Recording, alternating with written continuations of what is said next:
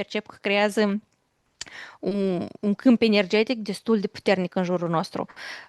Și tu dacă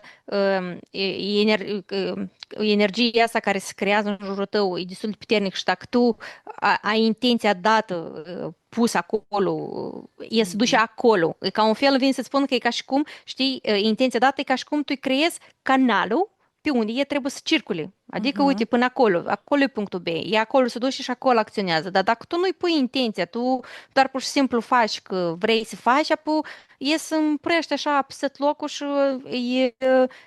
e periculos pentru că ea poate fi contactată de entități și să fie consumată, în primul rând, și în al doilea rând, prin asta tu consumi entitățile, pentru că e foarte intensă și în afară de faptul că să o consumi entitățile luând contact cu energia care tu o creezi, e ca un Mhm. fel, nu că creează o legătură cu tine, dar ca și cum are un fir foarte subțire care se leagă la tine, pentru că ca un fel punctul A ești tu, punctul B e entitatea și e un canal deschis aici, apoi entitatea poate prin canalul ăsta să introducă intenții, manipulări și tu poți să le simți la nivel de corp fizic, la nivel de corp mental poți să le simți și tu le simți și te gândești, eu am simțit asta, înseamnă că și eu fac e ok, e corect și atunci pui și mai multă energie, ca un fel și mai mult devotament între ce și faci și creezi Mhm. încă mai mult și ca un fel transmiți încă mai mult în afară.